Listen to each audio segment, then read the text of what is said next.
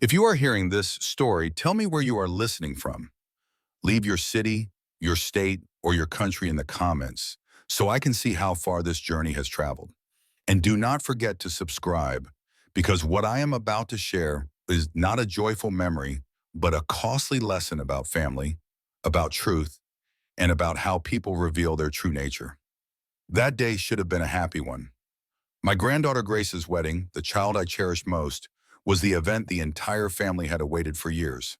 I had prepared for months, not only helping cover expenses, but pouring my heart into making sure everything went smoothly. I still remember Nora, my late wife, dreaming of the day she could watch her granddaughter walk down the aisle. She had been gone 8 years, but in every milestone, her presence still lingered in my heart. That morning, I rose early. At 67, I was not as quick as I once was, but I still carried the tidy habits of a carpenter. I pressed the navy suit Nora had chosen for me on our 40th anniversary. I opened the small wooden box in the drawer and took out the bottle of cologne she gave me on our last anniversary before cancer took her away.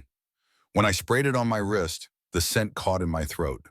In the mirror, I whispered, "You see this, Nora? I kept my promise. I will always show up with dignity on the important days of our family." St. Matthew's Church glowed with morning light streaming through stained glass. I sat in the front pew, listening to the organ, watching Grace walk in with her white dress flowing. She shone so brightly my heart sank with joy and sorrow at once. Thomas, my son, walked her down the aisle. Helen, my daughter-in-law, wiped tears from her cheeks. In that moment, I believed all my worries were gone. I told myself, this is what life is for. This is family. After the ceremony, we moved to the Westbrook Hotel for the reception. I walked slowly to the check-in table where a young woman handed out name tags and seating charts. She smiled warmly. "Mr. Miller, here is your card." I took it without suspicion, but when my eyes caught the words, my hand froze midair. It did not say Edward Miller, grandfather of the bride. It did not say Edward, honored guest. Written in elegant script, bold and unmistakable, it read, "The old man is paying for everything." Blood rushed to my face. My ears roared. I looked around. Some guests nearby chuckled, pretending not to notice, but their eyes gleamed.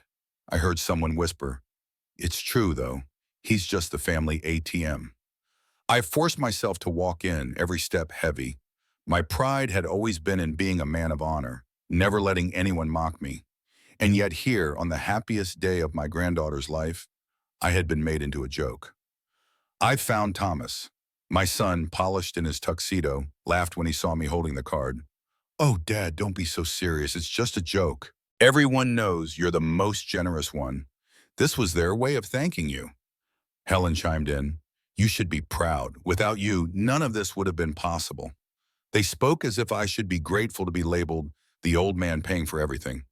But what I saw in their eyes was not gratitude. It was disdain and the certainty that I would never dare to object.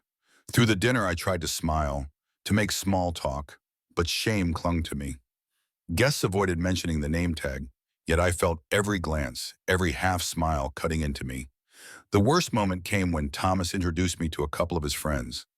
"This is my dad," he said. "He's like the family bank." They shook my hand awkwardly. I held mine tight to stop the trembling. Something inside me knew then. This was not a careless joke.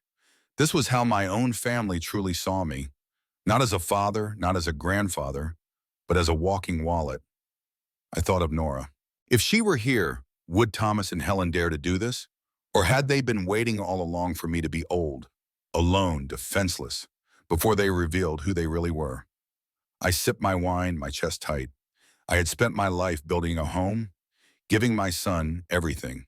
And now I was reduced to laughter in the very moment my granddaughter celebrated her joy. As I left the table, I heard a guest whisper to Helen, "Aren't you afraid he'll be angry?" And I caught her laugh in reply, "He needs us more than we need him. He'll get used to it." That night, I went home in silence. I set the name tag on the kitchen table. The elegant letters mocked me. I sat in the emptiness, in the house where Nora once placed fresh flowers every weekend, where laughter once filled the rooms. Now it felt foreign, hollow. I whispered into the air, "You see this, Nora? This is what became of our son. This is how he chose to honor us. He made me into a wallet. Inside me, something began to shift. No longer only shame, but clarity. The sense that this was not an isolated insult. It was the beginning of a crueler truth. I did not yet know what I would do, but I knew one thing with certainty. From the moment that name tag, the old man paying for everything, was pinned to my chest, my family was no longer the same. I have lived a life that many people in this town call tough as oak, and perhaps they are right, because I started with nothing but calloused hands in the smell of sawdust and wood glue seeping into my fingernails for nearly 40 years. I was born into a working-class family in the Midwest. My father was a builder, my mother a seamstress. I never had much schooling, but from the time I was a teenager, I loved watching rough planks turn into polished chairs and tables. At 15, I asked for a job at a small carpentry shop. Back then, all I did was sweep sawdust and clean the tools, but I felt happy. At 23, I bought my first set of tools with my savings and started making furniture for neighbors. My hands weren't as skillful as the old craftsmen's, but I had patience and pride. I would redo joints until they fit tightly and sand until the surface was smooth. Slowly, I built a reputation. People started calling me Ed the Carpenter. From a tiny shed behind my yard, I expanded into a small business making household furniture.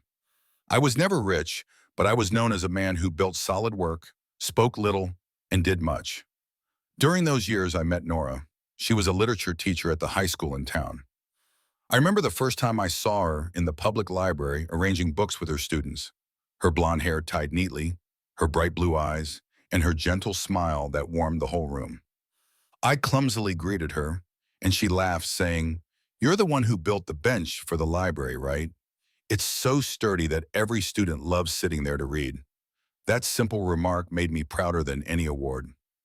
Love between us came naturally. A clumsy but dedicated carpenter and a gentle yet strong teacher. We spent summer evenings walking by the lake, winter nights reading by the fireplace. When we saved enough, we bought a small 2-story house on the edge of Springfield with a wooden porch and a backyard full of roses. That house became our home for over 40 years. Nora was the greatest anchor of my life. She didn't care how much money I made, only that I kept my dignity and joy in my craft.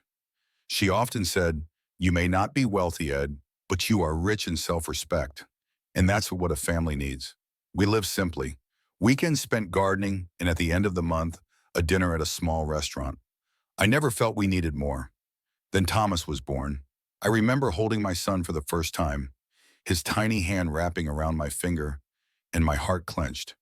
I swore to give him a better life than my father had given me. As he grew, I often took him to the workshop.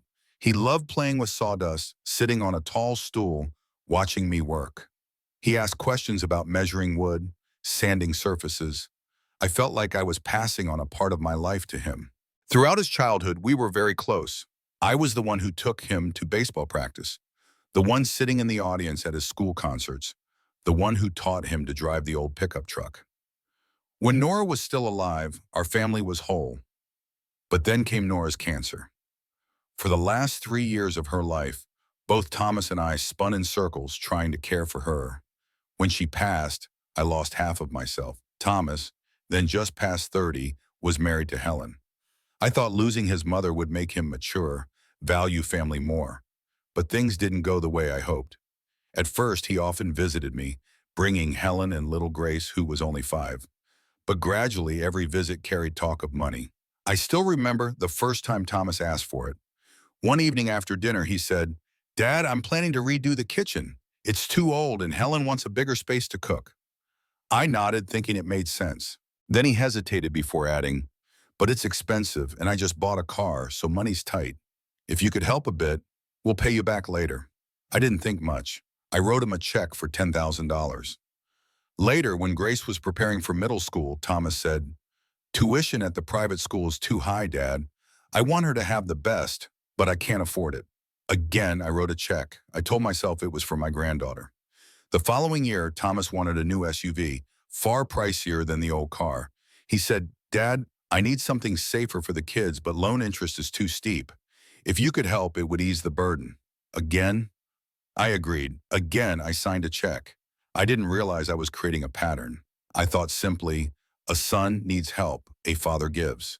I had grown up poor and wanted my boy never to know want.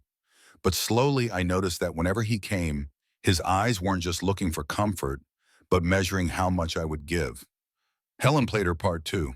Sweet, careful, she often said, "You are the pillar of this family, Dad. No one is as dependable as you." My heart softened because I still believed that I was the foundation of the family. But every compliment was followed by a request, a vacation, shopping, and another expensive semester. When Nora was alive, she always warned me, "Don't spoil him too much, Ed. Let him learn to stand on his own." I laughed, saying I was only helping a little. But looking back, those little bits had become a steady stream, never ending. And each time I gave, Thomas took it more as his right. After Nora's death, the change was stark. Thomas no longer spoke of memories, no longer asked much about my health. Conversations revolved around money. If I hesitated, his eyes flashed with annoyance. Helen was smoother, but her words carried the same message. "You live alone, Dad. What's the point of money if not for your children? Better they enjoy it while you're still here." I ignored those signs, telling myself every child needs help sometimes.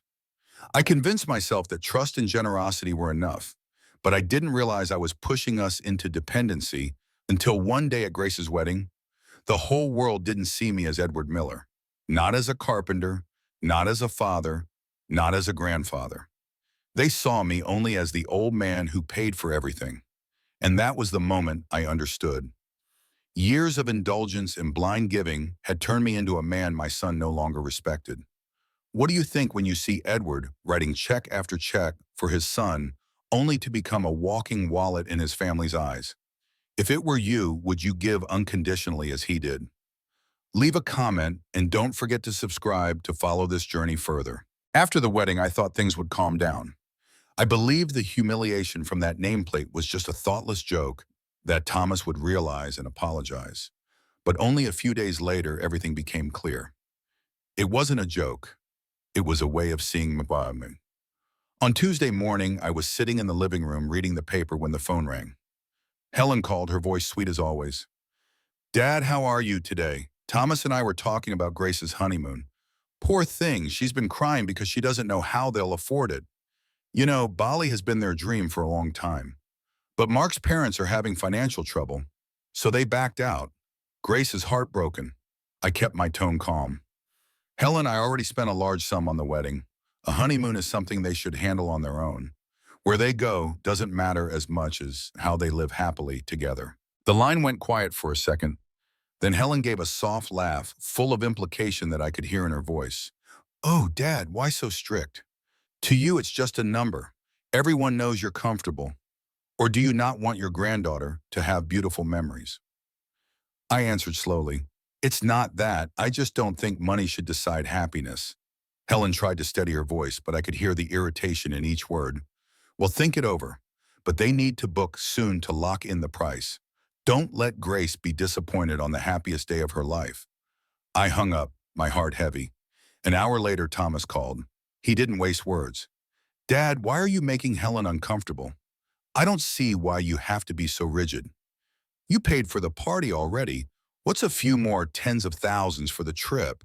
Are you really that stingy?" Stingy. That word stabbed straight into my chest. My whole life I worked, never letting anyone go hungry, never letting my children lack. I paid for his house, his cars, his tuition. And now, just because I refused to fund a luxury trip, I had become stingy in my own son's eyes. I didn't argue. I only said, "I'll think about it, but don't push me." I ended the call, but unease filled my chest. A few days later, Noah came to visit. He was Thomas's younger son, 4 years younger than Grace. Unlike his parents, he was quieter, more sincere, more like Nora. I made tea and we sat in the kitchen. "Grandpa, I want to tell you something," Noah began, his face tense. "But you can't tell Mom and Dad." "Okay, of course, son," I nodded. He sighed. "Yesterday I overheard them talking. They said you're not as clear-minded as before, that it's wasteful for you to live alone in the big house. They talked about convincing you to sell and move into Sunrise Acres nursing home. Dad said it would make managing the assets easier." I froze. This house was more than a roof. It was the place Nora and I built together, the vessel of our memories. The thought that my own son wanted to strip it from me made my chest tighten in pain. Noah, are you sure? He looked at me, his blue eyes steady. I don't want you to be caught off guard. You have to be careful. I placed a hand on his shoulder, my voice thick. Thank you, son. I'll remember. After he left, I sat in silence for hours. His words woke me sharply. If I didn't believe, I would check myself. That night, I opened the cabinet and pulled out the old box of papers. Dozens of bank statements, canceled checks, and transfer receipts piled high. I sat under the yellow lamp and looked through them one by one. How many times had I opened my wallet? How many times had I signed a check? Kitchen renovation, 10,000. SUV, 35,000. Private school tuition, 50,000. Florida vacation, 12,000. Living room remodel, 25,000. Grace's wedding, 45,000. Adding it up, over $300,000 in 10 years. I stared at the numbers, my chest tightening. All the sweat and labor of a carpenter's life, all the sacrifices, gone from my hands. Not because my children truly needed it, but because they had grown used to indulging, to having me as an endless source. I thought of Nora. She had warned me. Don't let Thomas get used to leaning on you. He needs to learn to stand on his own. I laughed and dismissed it then. And now, every fear she carried had come true. The weeks after, the pressure only grew heavier. Helen called constantly, at first coaxing, later reproachful. Don't you love your granddaughter? She's been crying nonstop. How could you let her down? Thomas was blunt. You're so stubborn. The whole family is embarrassed because you won't part with a little money. Everyone knows you're wealthy. What's the point of keeping it to take it to the grave? Each time I felt pulled deeper into a black hole. I stayed silent, never arguing. But inside, a resolve was forming. I realized if I went on this way, I would be forced to the point of losing my home, losing my freedom. One night, I sat alone in the living room. The lamp shone down on the nameplate from the wedding still lying on the table. The words gleamed like a curse. The old man who pays for everything, I whispered. No, not anymore. From now on, I won't let them define me that way. I felt isolated inside my own family. My son and daughter-in-law no longer saw me as a father-in-law, or a grandfather. They saw only a walking wallet, and I knew I had to stay sharper than ever. And out of that isolation, a thought sparked. Maybe Nora had left me more than just memories. Maybe she had foreseen this. I didn't yet know what truth that was, but I began preparing for the day I would find it. One early afternoon at the beginning of the week, just as I finished brewing a pot of tea, a knock sounded at the door.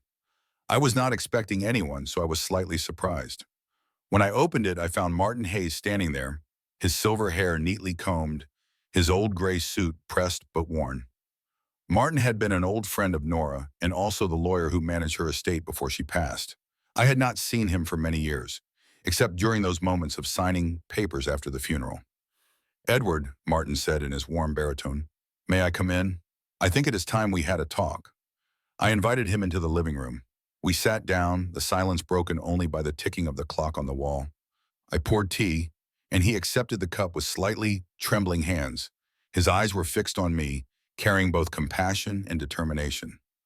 What is it, Martin? I asked. You look so serious. He hesitated a moment, then opened his leather case and drew out a worn brown envelope. Edward, these are documents Nora left. She asked me to keep them sealed, to give them to you only when it was absolutely necessary, and I believe that time has come. My heart jolted at the mention of Nora's name.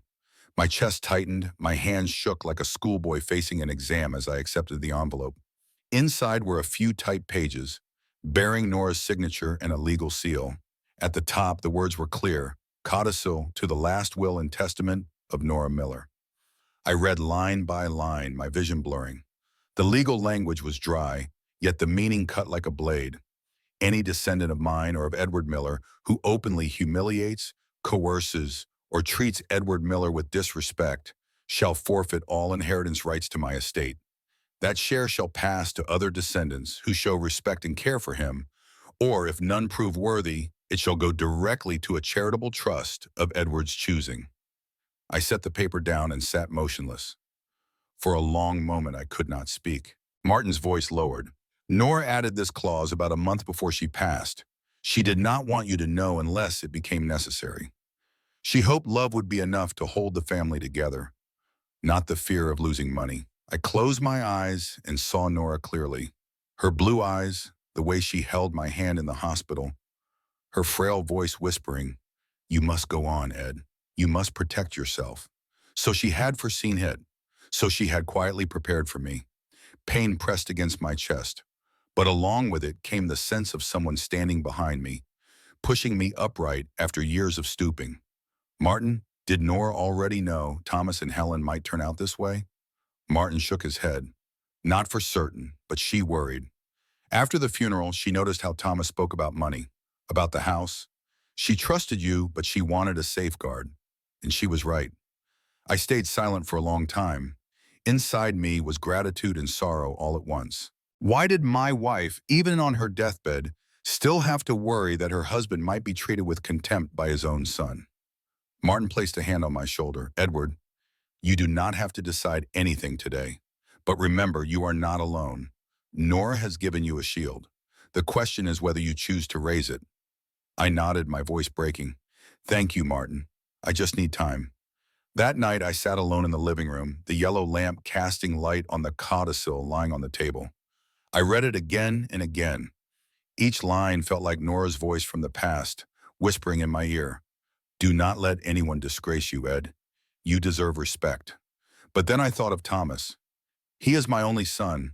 No matter his faults or his greed, I still love him. I could not simply brandish the codicil like a weapon. I did not want the family to shatter in one day. I told myself, not yet. Let me see how far they go. If they truly cross the line, then I will act. Holding the papers in my hand, I recalled the glances at the wedding party, the muffled laughter, the whispers behind my back. The pieces now fit together. Thomas and Helen did not only want money for a trip to Bali, they wanted more. Perhaps this house, perhaps even the last scraps of freedom I had. The next day I tested the waters. I called Thomas and mentioned I was considering Grace's honeymoon. His voice brightened instantly, as if he had been waiting for it. But when I suggested Grace and Mark might choose a closer, less expensive destination, his tone turned sharp. Dad, why make it so hard? Her in-laws are not helping. If you do not pay, then who will? What will the family say when your granddaughter spends her honeymoon somewhere cheap? I felt every word like a blade cutting into me. In his eyes, his daughter's marriage was just a chance to show off, and I was only the bank. I answered, I will think about it. Then I ended the call. Later that afternoon, Helen phoned. Her voice sweet as sugar, yet edged with mockery. Dad, do not let everyone think you are stingy. The whole family knows who is footing the bill. What reputation do you want? I did not reply. In my desk drawer lay the codicil, a reminder that I was not bound. Yet I kept silent. I wanted them to reveal themselves fully. I wanted to see how far they would go to belittle me. As night fell, I stepped into the back garden where Nora once grew roses. The bushes had withered, yet I could still see her bending down, soil on her hands, lifting her face to smile. I whispered into the air, Nora, you foresaw it all. You gave me a shield, but I cannot raise it yet. I need to know for sure, to see with my own eyes. Only then will I find the courage to cut the ties.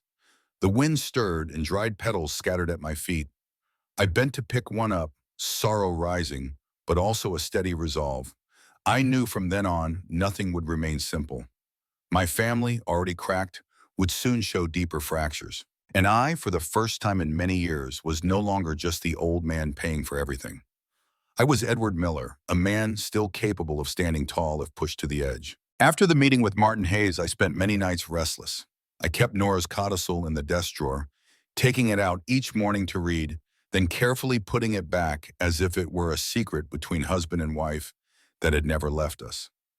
I knew what I had to do, but I also understood this was not something to be handled with noise. If I shouted or lost my temper, it would only become the scene of an old man losing control in front of his children. What I needed was silence. Silence, but certain. A week later, I arranged a meeting with my private lawyer, Linda Carter, who had once helped me sell a small piece of land in the suburbs many years ago. She was about my age, seasoned and calm.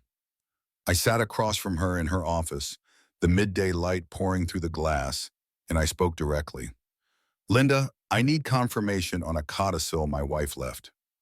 I want to know if it is truly legally binding. She took the papers I had brought, put on her glasses, and read page by page. I watched her eyes move slowly, her eyebrows rising slightly. Finally, she nodded. Edward, this is solid. Nora signed it. It is notarized. And there are two witnesses. It is fully valid. If Thomas or Helen publicly humiliates you or tries to coerce you into signing over authority, this clause will take effect immediately. They will lose their inheritance rights. I exhaled as though a stone had been lifted off my chest. Linda's gaze was sharp. But what matters is how you choose to use it. Do not rush. Let them reveal themselves. When that happens, no one can deny it. I nodded. Yes, that was exactly my thought. From that day, I began collecting evidence. I saved every message Helen sent. Words sweet on the surface, but carrying requests for money underneath. I printed the emails Thomas wrote, repeatedly pressing that the father has the obligation to help, or father no longer needs money, the children do. I even bought a small recorder, slipped it into my jacket pocket whenever I went to their house or when they came to mine. Some nights, I sat listening to their voices again on the recorder. They sounded colder than I had imagined. Thomas called me a walking wallet.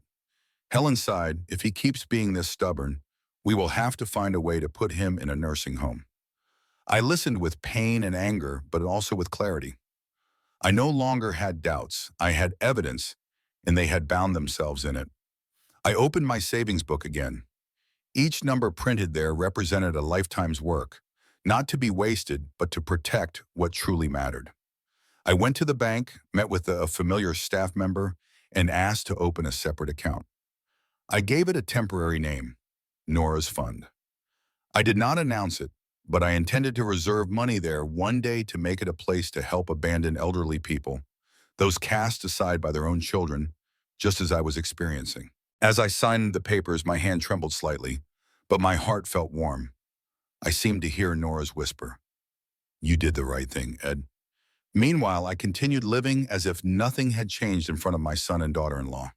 I answered the phone with a calm tone, not angry, not sharp. When Helen complained about rising ticket prices to Bali, I simply said, "I will think about it." When Thomas scolded me for embarrassing the family, I replied, "I need time." I knew the quieter I was, the more they would reveal their lack of restraint. One evening while I was eating dinner, Noah knocked on the door. The boy wore an old t-shirt, his hands still smeared with grease. I smiled, been tinkering with cars again. He nodded, eyes bright. "You know, Grandpa, I wish I had a little garage. I love fixing old cars, especially the vintage Ford Mustangs. But Mom and Dad say it is just a childish hobby, not something that will make money." I looked at him and saw myself as a young man, once called a stubborn fool who only knew wood and nails. I asked, if you had the chance, would you dare to try? Noah hesitated, then nodded firmly. "Yes, but I have no capital. I do not want to ask my parents, because I know they will just laugh." I stayed silent a while, then said, "I will help you. Not much, just enough to start. But you must promise me you will build it with your own passion and effort, not rely on anyone else." His eyes brimmed with tears. "Grandpa, you really believe in me." I put my hand on his shoulder. "I see in you what your father once had, but lost. Do not lose it, Noah. Hold on to the faith in your own hands." That night I wrote a small check, an amount tiny compared to what I had once given Thomas. But to Noah it was a beginning. I knew I had placed my trust in the right one. Days went by and the phone calls from Thomas and Helen grew relentless. Their voices are sharper each time. Helen prodded, "Dad, you are old. Why keep such a big house? You should think about the future of your children." Thomas was harsher. "If you refuse to cooperate when you grow weak, who will take care of you? Or do you plan to die alone in that cold house?" I listened, my heart tightening, but I did not retaliate. I quietly saved it all. I knew when the day came that they went too far, I would not need to say a word. Nora's codicil would speak for me. Some nights I sat alone in the living room in front of a growing file. Emails, texts, bank copies, recordings. I arranged them neatly, marked with dates. Each page was like a blade I was sharpening, not to strike immediately, but so that when the moment came, it would be sharp enough that no one could resist. I understood one thing clearly. I would not face them with noise. I would not give Thomas the excuse to say I was just a senile, temperamental old man. I would not shout in a family dinner and let them dismiss me. Instead, I chose silence. I would let them go on belittling me, demanding and showing their true nature. And when the truth was undeniable, when the evidence was complete, I would take one step. I would bring out the codicil and everything would collapse beneath them. This was not loud revenge. It was justice in silence. I looked out into the garden, where Nora's rose bushes were beginning to bud. The evening wind carried the smell of fresh earth into the house. I closed my eyes and felt as if Nora were standing nearby, smiling at me. I whispered, "I will do it your way, Nora." No shouting, no hatred, only truth, only letting them prove who they are. Inside me, a fire burned quietly, not fierce, but steady and enduring. I knew the game had begun, and this time I would no longer be just the old man paying for everything. That Saturday afternoon, the sky was heavy and gray. I sat in the living room, the old oak table standing in the center, the one Nora and I had bought when we first married, now turned into the stage for the family meeting Thomas insisted on holding. I had sensed trouble beforehand, so I called Martin Hayes and asked him to be present. I did not explain the reason, only said I needed you as a witness. He nodded without another question. At exactly 3, Thomas and Helen arrived, dressed as if heading into a major business deal. Grace followed, looking uneasy, and Noah had been there since early, sitting quietly beside me. When they entered, Thomas wasted no time. He placed a thick stack of papers on the table, his voice dry. "Dad, we need to discuss something serious. Helen and I have already prepared the paperwork. This is a financial power of attorney. All you have to do is sign, and we will take care of everything else. You are old now, and you cannot manage all this alone. We only want to make sure you are safe," Helen added, her voice sweet as honey but her eyes sharp with calculation. "You will not have to worry about bills or bank deadlines. We will manage it all. You just rest." I looked at the pile of papers, saying nothing. I had been waiting for this moment. "Dad, sign it," Thomas pressed, his tone hardening. "You cannot keep everything to yourself. You need to trust me." I shook my head. "I will not sign. I am still clear-headed." "I can handle my own affairs." Thomas glared. "You think you are clear-headed. You refuse to pay for Grace's honeymoon, shaming the entire family. People call you a miser. Do you not feel ashamed?" Grace flushed red, whispering, "Dad, please stop," but Thomas brushed her aside. Helen cut in, her voice sharp now. "The truth is, everyone thinks so. You have money, yet you clutch it to yourself. When your children need it, you refuse. You are selfish." My heart clenched, but this time I did not bow my head. I raised my eyes and looked straight at them. No. Selfish is not holding on to money to live in dignity. Selfish is seeing your father as a wallet, as an endless credit card. Thomas slammed his hand on the table, growling. "You are old. You do not understand anything anymore. If you do not sign today, we will consider you mentally unfit. Remember, we can petition the court to appoint a legal guardian over you." Noah sprang to his feet. "Enough. He is more clear-minded than anyone in this room. I will not allow anyone to call him unfit." The air was tight as a drawn string. I put my hand on Noah's shoulder, signaling him to sit down. Then I turned to Martin. He had been silent all along, but now slowly took an envelope from his leather case. "Perhaps," Martin said calmly but firmly, "it is time I reveal what Nora, Mr. Edwards' wife, left behind." Thomas spun around, scowling. "Who are you to interfere in my family's matters?" Martin stood tall, his gaze cold. "I am the Miller family's attorney. I hold the will and codicil that Mrs. Nora added before her passing." The room fell utterly silent. I could hear the ticking of the clock hand. Martin opened the envelope and drew out the yellowed pages. "This codicil," he read slowly, "states that any descendant of Edward Miller who publicly humiliates, coerces, or shows disrespect toward him shall forfeit all inheritance rights from Nora's estate. Those shares will be redirected to other deserving descendants or, if none, into a charitable trust of Mr. Edwards' choosing. Helen's face turned pale, stammering. What? What is this? Nonsense. She would never write that. Martin held out the document, his finger on Nora's signature. This is the original, notarized and witnessed. It is fully binding. I was instructed to reveal it only when necessary. And now, after hearing what has been said here, I believe the time has come. Thomas froze, his face flushing red. No. Dad, you are staging all this to humiliate me. I am your only son. I have rights, I answered calmly. Rights exist only with duty. You have forgotten the duty of a son. Grace sat in shock, her eyes glistening. I did not know. I never thought it would come to this. Noah placed his hand on the table, his voice steady. You were right to stay silent all this time, to let them show themselves. Thomas stammered. Dad, you cannot do this to me. I am your blood. I looked straight at him, my voice choked but firm. And Nora was my blood too. Yet you trampled her last wishes, and you trampled the respect a son owes his father. You chose this path yourself. Helen burst into tears, not of remorse, but of fear. I saw it clearly in her calculating eyes behind the tears. They had lost everything. Martin closed the file and slid it back into the envelope, his voice final. According to this clause, from today, Thomas and Helen are disinherited from Nora's estate. I will file the confirmation with the court. It will be official. Thomas collapsed into a chair, his face drained of color. Helen covered her face while Grace sobbed, looking at me in confusion. Noah sat tall beside me, pride in his eyes.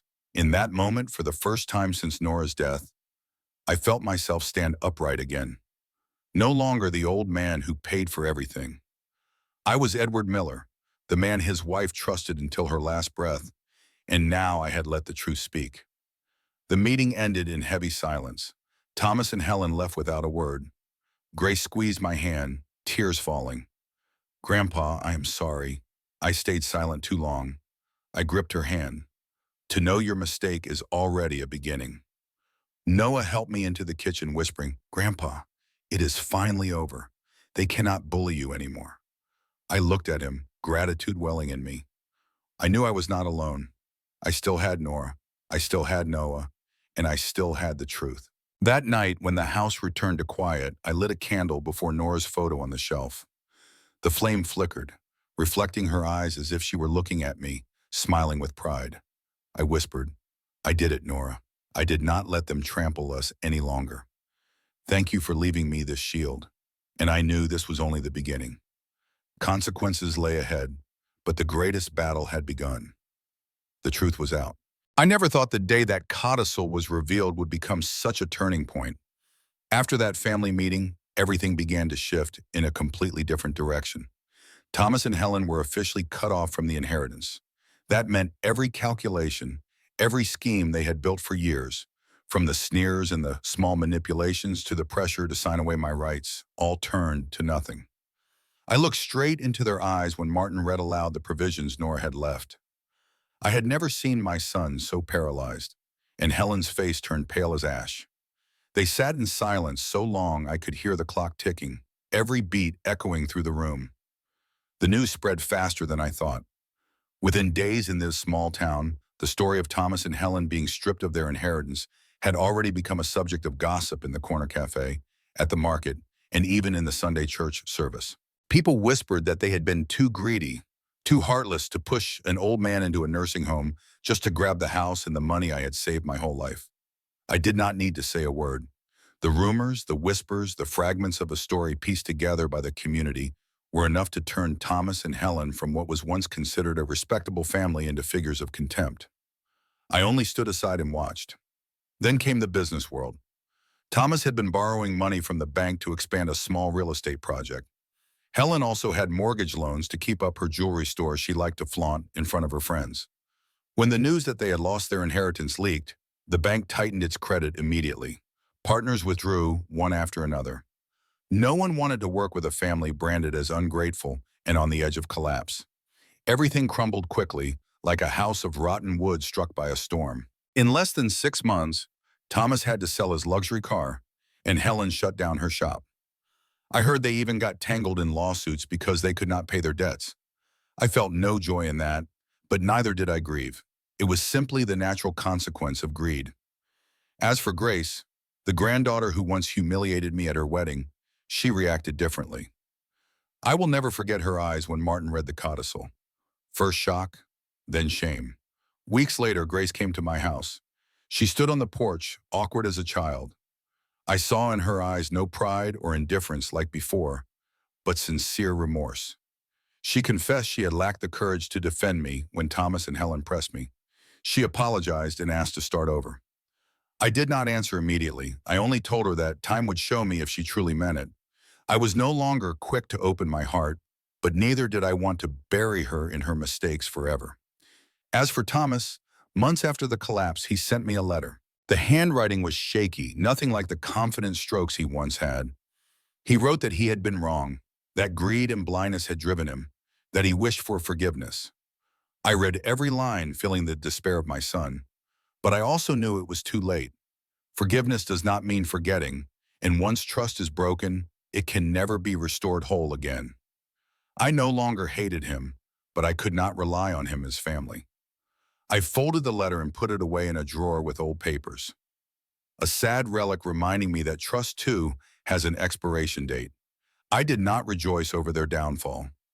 I only saw clearly one thing, that justice does not always need a courtroom or a gavel. It lies in truth and in consequence. They reaped what they had sown. I did not need to shout, did not need to make myself an enemy. I stayed silent. I gathered proof, and I let Nora's codicil speak. And that silence carried more weight than any accusation. The night after I received the letter of apology, I sat alone in the living room looking at Nora's picture. I whispered that in the end, she had been right. She had seen farther than I ever did, had prepared for the day I could never imagine. She had protected me quietly, even after she had gone. The pain of losing her had never faded, but the knowledge that Nora still stood with me, if only through the words in that codicil, gave me strength. Now this little house in the suburbs has become my place of peace again. No more phone calls ringing endlessly, no more scolding whenever I step onto the porch. I have time to tend the garden and sometimes help Noah in his new garage. I choose to live a quiet life, letting justice speak for itself, letting consequences expose themselves. And perhaps that is the deepest revenge of all, not bitterness, but truth brought into the light. When the old house became too wide and cold for an old man to live in alone, I decided to move in with Nora, my wife's younger sister. Many people might think it's strange for two people in their 60s to start sharing a home, but for me, it was the most natural way to heal. Nora felt like the part of my wife that still remained in this life. She understood me, every little habit, from how I brewed my coffee a bit too strong in the morning to how I sat on the porch watching the evening light. We were not rich, we did not need much, only companionship and peace were enough. In the first days, I still carried the echoes of arguments and betrayal inside me. But Nora did not ask too many questions. She let me open up in my own way. Sometimes in the quiet of the evening, we sat across from each other at the dinner table, and I told her memories of Nora, my late wife. Her sister listened, eyes red at the corners, but still smiling. I realized then that I was no longer alone. I began to put my mind into a plan I had long carried, to create a fund in my wife's name. I called it the Nora Foundation, a small organization to help cover hospital bills and provide shelter for elderly people left alone. People who, like me, had been abandoned by family and treated as burdens. I had lived through those dark days, and I knew well that the loneliness of old age could kill faster than illness. The first funds came from the money I had saved all my life, along with the savings I had managed to move before Thomas and Helen could touch them. I no longer saw it as a loss, but as a reinvestment in life. Every dollar saved, every check sent out no longer carried the meaning of fear of being drained, but carried the meaning of seeing light in the eyes of an old man when he knew he still had a place to go. The old watch shop my wife and I once opened still stood at the corner of Maple and 3rd Avenue. After Nora died, I had locked it up, unable to step inside because the memories were too heavy. But now I have decided to restore it. The old wooden sign was kept, only with a new line added below. Headquarters of Nora Foundation. Inside, we left a few antique clocks I had once restored to remind us of the past, while the rest was turned into a small, neat, bright office. On the opening day, there was no champagne, no fireworks, only me, Nora, and a few old friends. Most importantly, Noah, my youngest grandson, was there too. The boy had grown more than I expected, his eyes bright with determination to build the vintage car garage I had quietly supported. When he stood next to me in front of the new sign, I suddenly felt that family blood had never truly disappeared. It only had to walk through painful paths to find each other again. I turned to Noah and slowly said each word. Money doesn't change people. It just shows who they really are. The boy stayed quiet for a long moment, then nodded. I knew he understood.